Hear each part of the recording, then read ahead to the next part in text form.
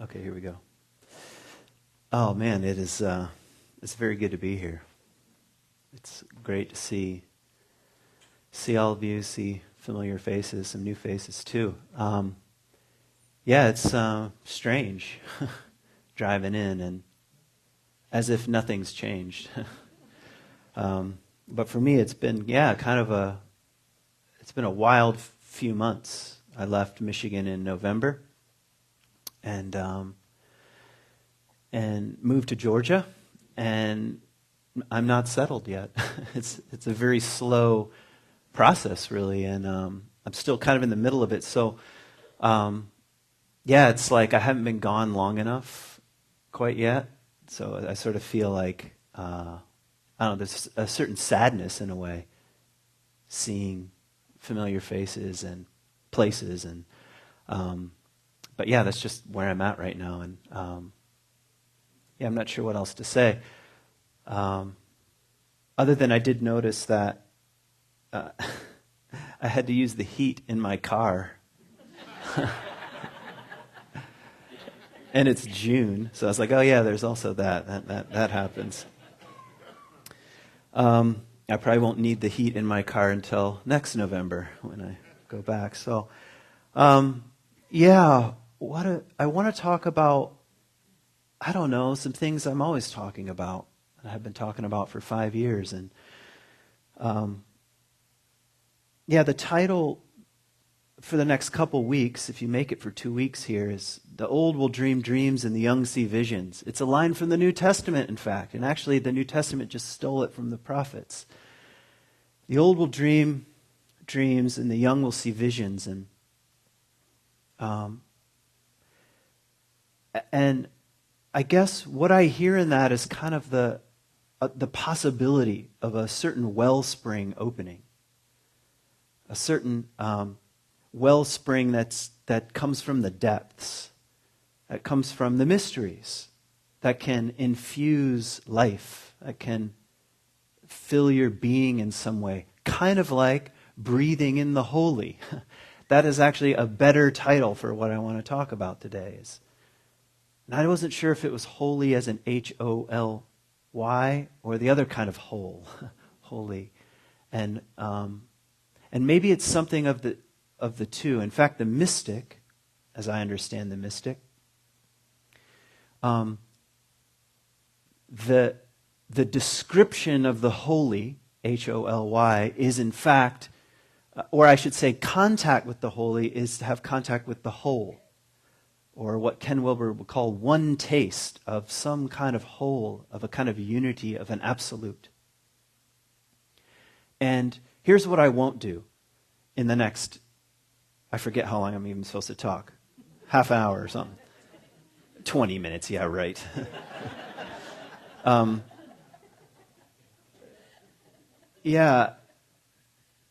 I'm not going to turn you into a mystic. I don't intend to.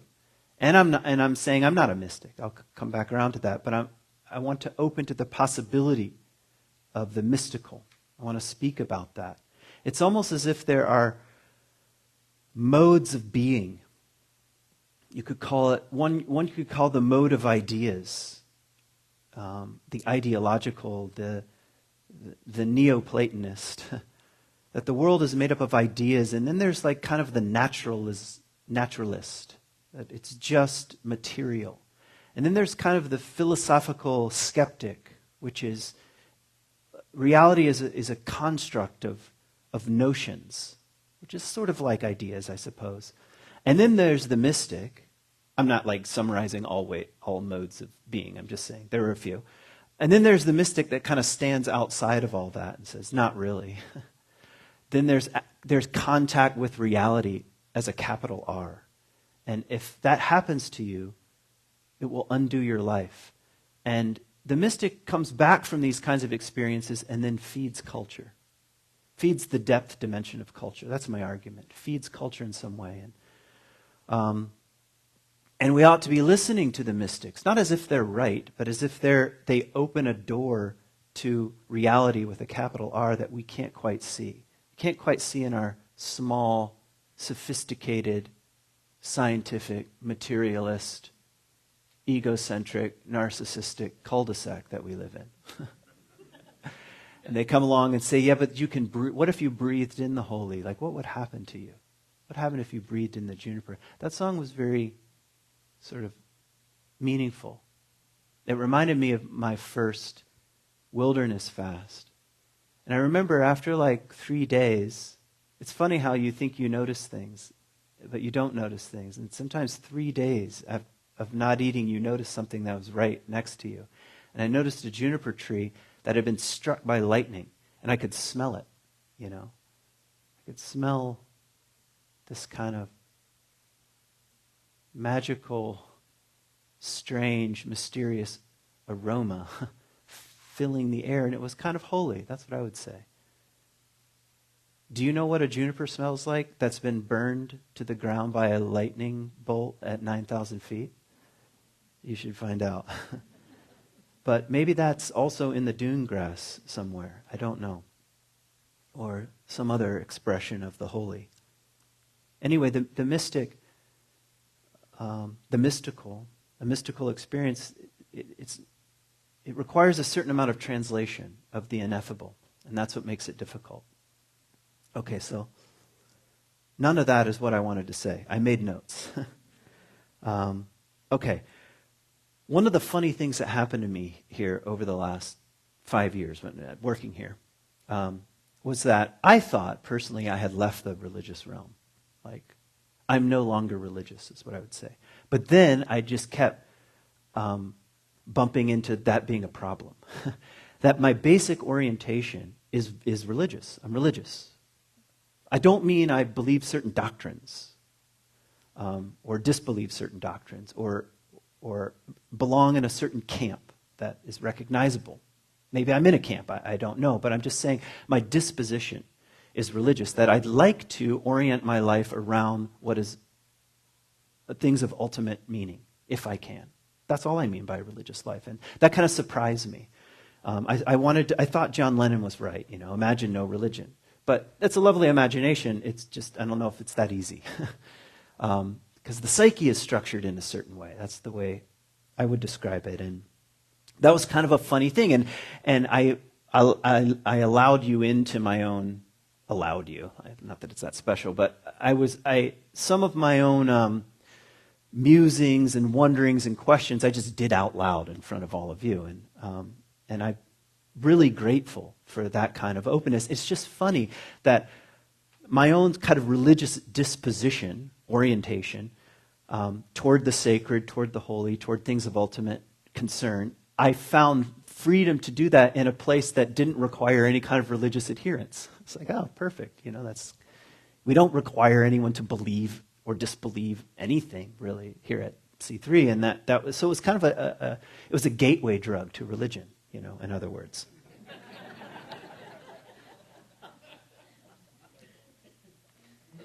And also, I grew tired of my own deconstruction. And I think deconstruction has a place, by the way. I think deconstruction of faith traditions, is a very important and very modern gift to the world. It just has its limits. Because you can deconstruct forever, you know, and then that becomes your major mode of being in the world. And the question always for me is, now what? And I'm not here to say, now what for you. I'm just saying, that's a question I have, now what? Now that, like, so T.S. Eliot has this amazing line. He says, we live in a heap of broken images. You know, it's like the broken images, the symbols that have held cultures together are just strewn across the road of modernity. They're just smashed to bits and collected in the potholes that are particularly special in this part of the world. You know, they're just scattered everywhere. What was my point with that? That's the age we live in. And so I think we're called to stand up and face such a thing. Like, okay, the images are scattered, but are they dead? That's kind of the wondering, I guess. Okay.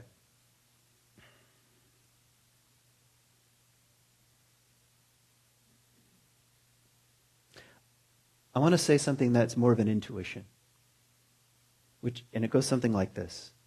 I can feel personally, can feel, the possibility of returning to the sacred, or even to God, or to mystery, which we sometimes call God, or orienting our life around goodness, truth, and beauty.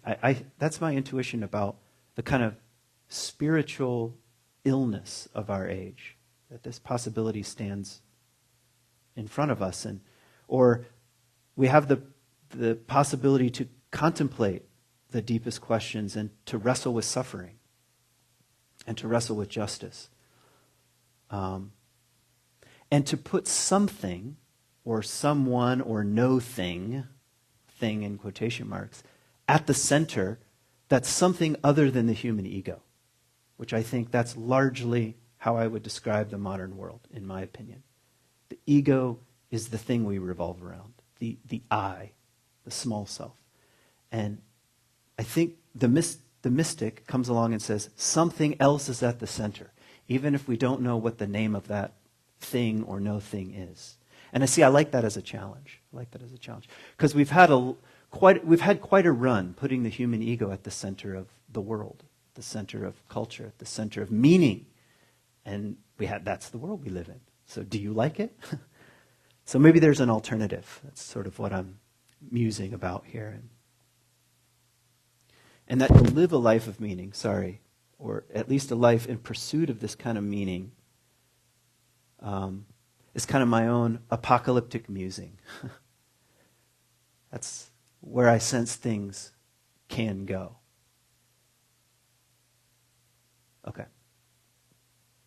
I've spoken of this many times, and I want to kind of build something out here. That something I got from Jung is that human beings have a religious instinct. Okay? And I had been saying to you, and in case you forgot, I'm telling you now, that Jung believed in a religious instinct. And what did he mean by instinct? Instinct like in the, fight, freeze, flight, sex, shelter, food, religion. Now, he said religious instinct, not religions. It's an impulse. It's that impulse toward meaning. Meaning making, you could say. That would be almost a skeptical way of saying it. Like we create meaning. But whether we create it or find it, that's maybe one of the deeper questions. Do we just stumble into meaning or do we create meaning? Right now I'm saying it doesn't matter. The instinct is there and you can't get rid of it. How do you know? Well, because people who leave religion can become fundamentalists for atheism or whatever, or some kind of ideology. The impulse to say, this is now the ultimate truth, doesn't go away. You can't leave it behind. It follows you around into whatever new country you happen to be roaming around. And I left that old world and now I'm free, but you carry the instinct with you, the instinct toward ultimate meaning. And I'm saying, okay, great. We celebrate that instinct toward ultimate meaning. I'm not here to define how you ought to pursue such a thing, but I'm just saying it's there, it's present. And if he's right, we ought to be pretty careful, I think. Careful in what sense? That we all end up worshiping something anyway, would be the crass way of saying it. We end up worshiping something anyway, even if it's not God, because the religious impulse is so deep in the human instinctual somatic frame. Okay, I want to add to it. So, over the last couple of months, I just for some reason woke up in the morning and thought, what the heck is mysticism? I mean, it's not, I'm making, you may think I'm trying to, like I'm a saint or something. I also sometimes wake up and be like, I wonder what's on YouTube, so. But I just, for some reason I was like, what the heck is mysticism? And I've studied loads of mystics, but I've never just asked that question. What the heck is that? I was more interested in the content that certain mystics were speaking about than I was about what is it. And so anyway, I went to the source. A woman named Evelyn Underhill. She's sort of sits at the pinnacle of this question, what is mysticism? She wrote a book in 19-something or other, 13 or 18, or somewhere near the end of World War I, of that title, Mysticism, and became really a kind of global leader in this question, in this conversation. And her book is still like widely read. If I had to read a little part of it when I was in graduate school. But anyway, I just opened the book and I was like, I want to understand this phenomenon. And in it, she has a slight nuance to this religious instinct. She calls it the instinct for the absolute. That's what she says. The instinct for the absolute. That she says deep in the human psyche, in the human soul, in the human heart, in the human being is an instinct for the absolute. For some reason, whether we can contact it, touch it, or not, almost doesn't matter. It's like it's a craving for the whole, for some kind of whole, for some kind of unity, for some kind of universe. That's where think about that word, universe. It implies a kind of unity. That's a deep intuition that human beings have. It's a kind of instinct, she says, and it can be cultivated. It can be cultivated. Next week I want to talk about ways to cultivate it, but for now I just want to kind of roam around in the territory. So I'm suggesting everyone in this room, and you can disagree, of course, some of you will, have an instinct for the absolute. And a mystic really is someone who has tasted or touched or breathed in or been found by or confronted with such an absolute. And it has rocked them or undid their life, or they felt consummated or lit on fire, or whatever the case may be. They've had a taste of such a thing, and then they like live to tell about it. That's not really what she says in the book, obviously, but that's my way of putting it. And then they orient their life from that point on as if that's the only thing that matters. That's really probably what makes a mystic a mystic. I'm not a mystic because my whole life isn't oriented around that. I'm just like, I'm too much of a sinner or whatever, or too much. I'm just like, I'm not that holy. But mystics at least want to say, I would like to live as if consumed by this reality. And that posture in the world feeds culture. Think about the word culture. It has the word cult in it. It has sacred origins, at least it's supposed to. And so that kind of insight feeds, reality is bigger than you think it is. And people say, oh, no, it's not. And they just stand as a kind of living example of an alternative. And that feeds culture and opens culture to a certain extent. Okay.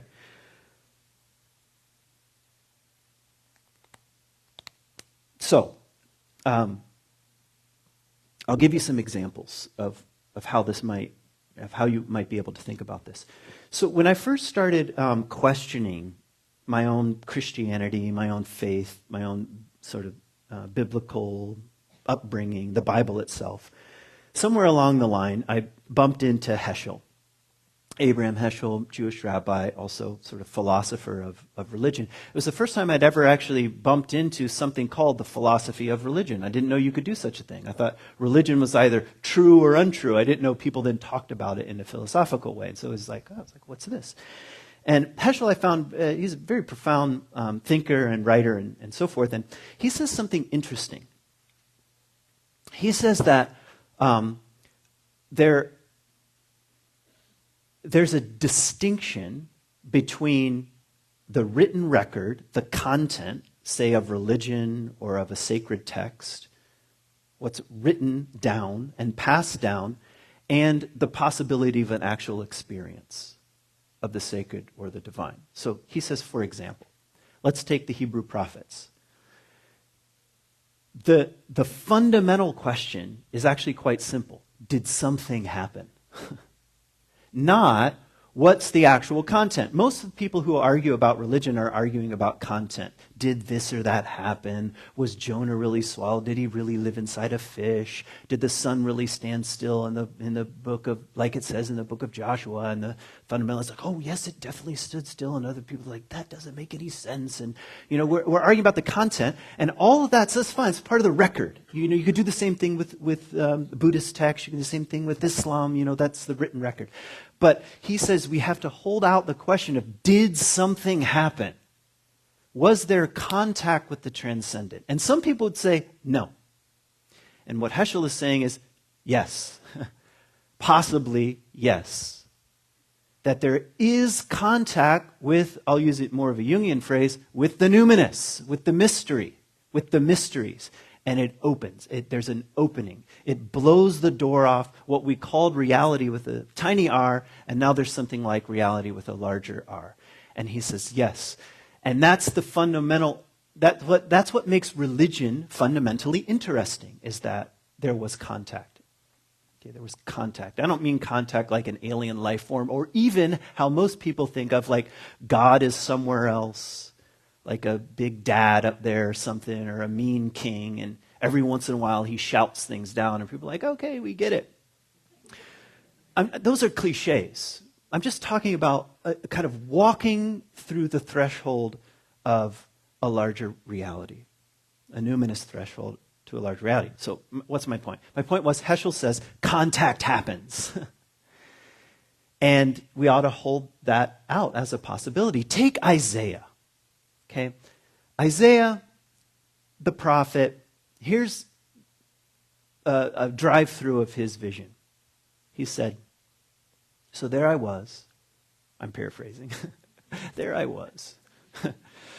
And I saw, it's a vision, a dream, a vision. I saw a house. Actually, it says temple in English, but the Hebrew says house. I saw a house, and in this house, Yahweh was on a chair.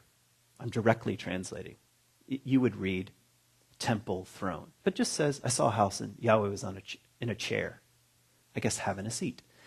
And seraphim, that's a Hebrew word, which is something more like serpents, not angels, were flying around him. And they had 6 wings. And with 2 they covered their eyes. And with 2 they covered their feet. And with 2 they flew. And they were saying, holy. They were saying kadosh, that's the word. Holy, holy, holy. Kadosh, kadosh, kadosh. Okay. From Heschel's point of view, did something happen? And I'd like to say something happened. It was a glimpse of the world beyond the world. The language is particularly ancient and is in Hebrew and contains cultural images like houses and thrones or chairs or flying serpents. That's not an unusual image in the ancient Near East. It's cultural. And that's part of the translation work of the ineffable. Maybe what Isaiah experienced cannot be spoken about, but he tries. Am I making sense? And that kind of possibility. So what do you walk away with when you hear that? What's Isaiah trying to say? Forget about theology for a moment, or a certain view of God. I think Isaiah is trying to say, the world is holy. Life is sacred. We live inside a sacred house. What if we woke up to such a reality? That's what I think he's trying to say. And that's part of there's like a transition. So lodged in between experience and language is the symbol itself. And that's a symbol. Like it's a visionary symbol. And I'm saying the old will dream and the young see visions. And it's an age, in my opinion, where we need visionary symbols that bridge the world between the mysteries, between the numinous, between the great mystery, and just ordinary culture and language, and going to the store and buying gasoline or whatever. I don't know, just ordinary things. Symbols stand in between. And the mystics say, we've seen the veil lifted, or what the Celts call, I was in a thin place, or something like that, and we've come back and we're reporting on it. And it's meant to disrupt what you think is real.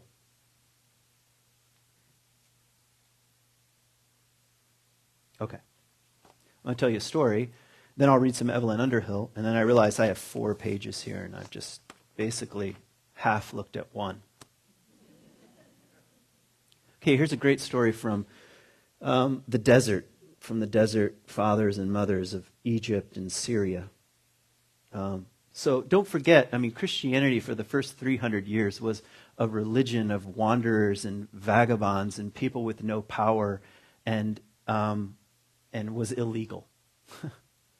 I know Christianity gets a bad rap. It's patriarchal and power hungry, but for a long time it was just like on the edge of culture.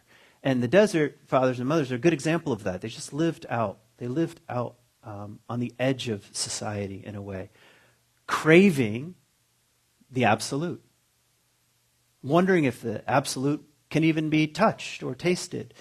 Okay, so here's a great story. So one day, Abba Joseph, that was the monk, was going about doing his little monk things, and one of the disciples, I guess you would call him, came to Abba Joseph and said, "Okay, I'm doing it all. I'm doing it all. Like, I'm a good monk. I fast. I read the Psalms. I pray. I meditate. I live at peace with everyone else, and I've purified all my thoughts, and it's still not working." And Abba Joseph says, "Well, you could become all flame." Okay, that's his response. It's like a kohen, you could become all flame. And what does he mean by that? He means the possibility of consummation, of contact with the absolute, of turning into the very thing that you desire is right in front of you. You could become all flame, and that's a mystic. The mystic says, not only is it possible, not only have I tasted such a thing, what if I lived that way and I became all flame? Now, is that technically possible? Are you going to walk around in a state of transcendence all the time? I doubt it. Probably Abba Joseph, right after saying that, was like, "What's for lunch?" I don't know. But it's a poetic way of describing what I'm saying. You could become all flame. Like all the little practices you're doing, the mystic says, and it can be consummated. Maybe when you least expect it. So here's the way Evelyn Underhill says it, and this is actually in your bulletin. So I'm going to read her words here.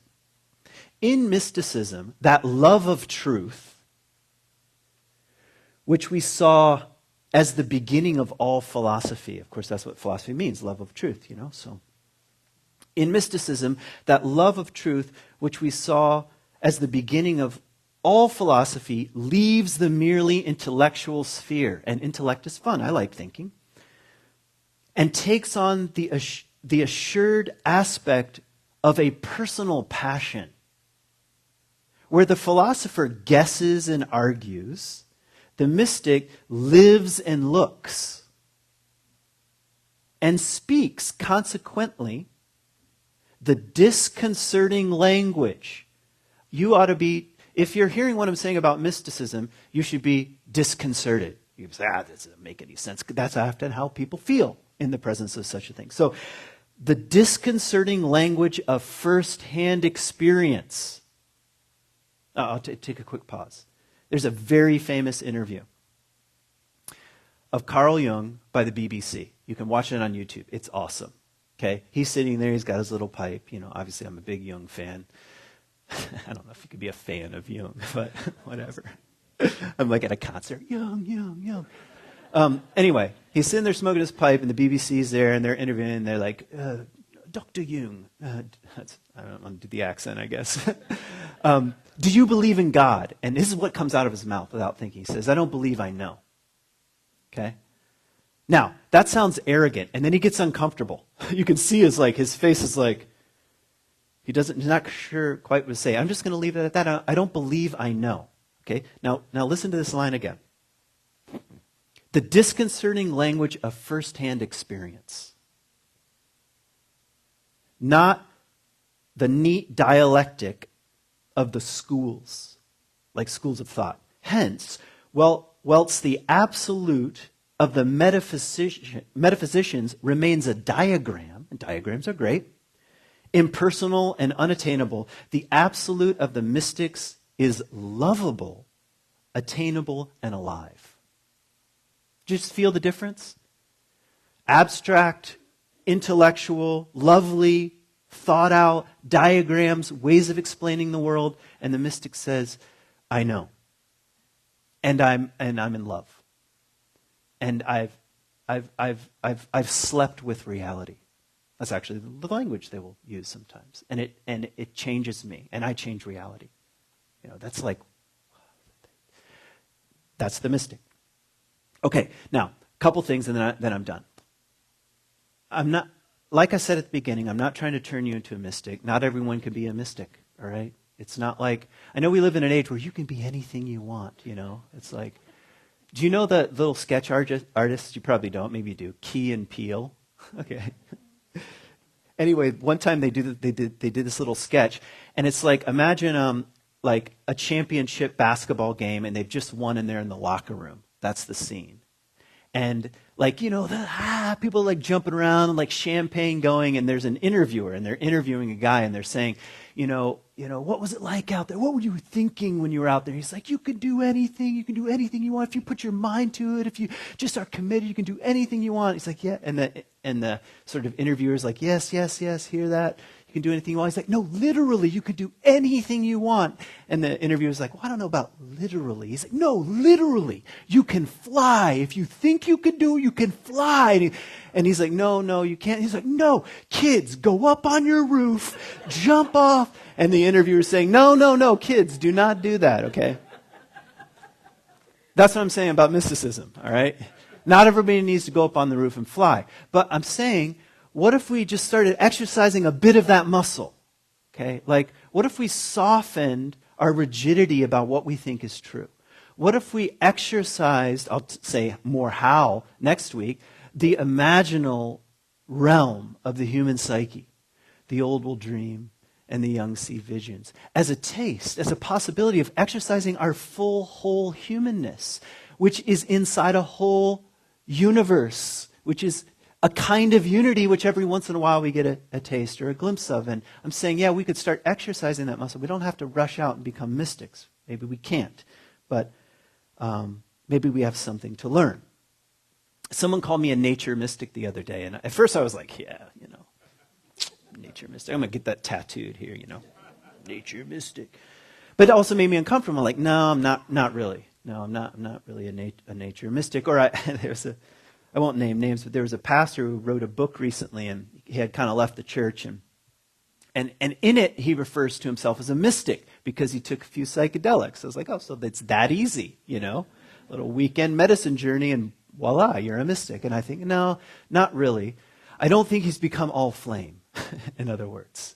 So we can hold a certain amount of like, okay, who are, this is always one of my big plaguing questions. What do we need to listen to from the past, from the tradition of ancestors, from the tradition of saints and mystics and heretics and artists and wanderers into the unconscious realm and myths and stories? What do we really need to be listening to that can open us, that can help us? And what muscles might we need to exercise to open to such realms ourselves? Not that we need to become something.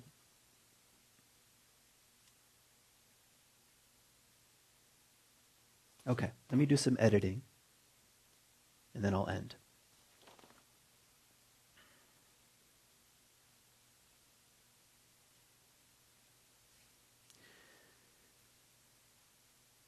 I'll read some sentences that I wrote, and you can take it or leave it. To be fully human is to exercise this instinct for the absolute. That's what I think. To be fully human is to exercise this instinct for the absolute. I think a real education, by the way, would teach children about this instinct. That the world is sacred and you belong in it. Not the world is not sacred and you can get whatever you want. But you're a community member here of a living, breathing organism called the universe. It's not that we need to agree on the exact nature of the absolute. That's not what I'm saying. By the way, the statement, there is no God, is a statement of the absolute.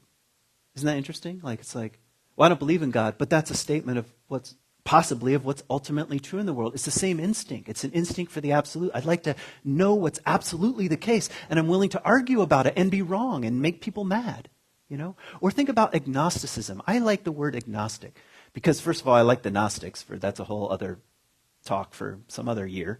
But agnostic, after Gnosticism, in other words, saying, well, I don't know. You know who else says, I don't know? The mystics. That's negative theology, so to speak, saying, I don't know. And actually, there is no God in the way we think about God. No idea of God is God. No name of God is God. It's almost as if God is the name of that we just give to the mysterious. You know, well, what's the difference between agnosticism and a mystic? Well, not that much, actually. And you can still feel the craving for the absolute. And I'm saying, let's keep the craving alive. What is ultimately true in the world? What is ultimately true, even if we don't have to be fundamentalists about it? Keep it alive. Put an atheist next to a believer and have a party. Lovely, you know? Keep the craving alive. Keep the craving for the absolute alive.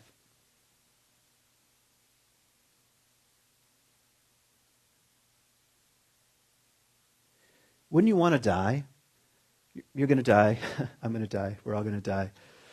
That was my repeated theme for 5 years. I just thought I'd remind you. But wouldn't you want to die to reach the end as open to the mystery of life as possible? I think, yeah. I would like to. And that requires a certain amount of humility on my part. I have to say, I don't know. I want to remain open. I don't want to close the channels. I don't want to close the channels of perception, the possibilities of breathing in the holy. Yeah, so when you want to die to reach the end as open to the mystery of life as possible, having given your life to something greater and having a few tastes that you are not the center of reality, but are one more beautiful expression of the sacred and divine dance party. That's my language. And all I'm saying is the mystical path will help. And next week I'll try to lay out a few ways of exercising that muscle. And for the time being, thanks for listening.